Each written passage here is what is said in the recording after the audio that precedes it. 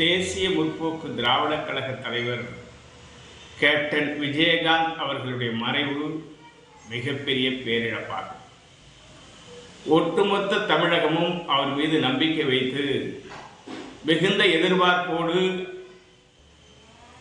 குமரி முதல் சென்னை வரையிலும் அனைத்து குக்கிராமங்களிலும் அவர் பெயர் இடம்பெறாத நிலை இல்லை என்கிற அளவில் உருவாக்கி தந்தார்கள். அவரே எதிர்பார்க்காத நிலையில் 2011 தமிழ்நாடு செய்தி கேட்டு ஒன்றும் கை கால் ஓடல. இந்த இப்போ கூட அவர் வீட்டுக்கு எதிராக உட்காந்துருக்கோம். மண்டபத்துக்கு கொண்டு போயிருக்காங்க, போய் பார்க்கணும், பார்த்து இது பண்ணணும். ஒரே கூட்டம். அவங்க மண்டபத்துக்கு போயிட்டு தான் வந்தோம். அங்கே ஒரே கூட்டமாக இருக்குது. போய் மண்டபத்துக்கு கிளம்புறோம். அவர் மாதிரி ஒரு நல்ல மனிதரை நம்ம பார்க்கவே முடியாது.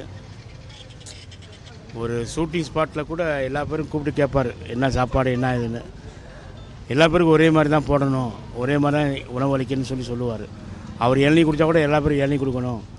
அப்படி ஒரு அற்புதமான மனிதர் இந்த மண்ணுலை விட்டு மறந்து விட்டார். அவர் ஆத்மா சாந்தியடைய நான் ஆண்டவனை பிரார்த்திக்கிறேன். சவரி படம் கடைசி படத்தில் கடைசி சீனில் சண்டை காட்சியில் அவரோட நான் என் பையனும் வந்திருந்தோம். டூர் மாதிரி உள்ளே போய் நடித்தோம். அவரோட சீனில் எங்களுக்கு சாப்பாடு சொல்லணும்னா சாப்பிடாம கேட்டார், நல்லா சாப்பிட்டீங்களா வச்சிங்களா எல்லாத்தையும் விசாரிச்சார் சார். இப்போ அவர் இறந்தது எங்களுக்கு ரொம்ப துயரமாக இருக்குது சார். நானே இப்போ தச்சலாத்தான் ஷூட்டிங் தான் வந்தேன். 2 நாளாச்சு வந்து ஷூட்டிங் கிடைக்கல 2 நாளாக. இப்போ கேள்விப்பட்டேன், ஒடியான்ட்டேன். ஊருக்கு பரப்பிட்டு இங்கே ஒடியான்ட்டேன் கேள்விப்பட்டோன்னே. நல்ல மனுஷன், தர்மம் பண்ணக்கூடிய ஆள். அவருக்கு ஏன் வச்சு எங்களுக்கு தெரியல சார். நல்ல அழகான மனுஷன். கட்டிலா எம்ஜிஆரோட 2 பங்கு தர்மம் பண்ணார், நல்லா பண்ணார்.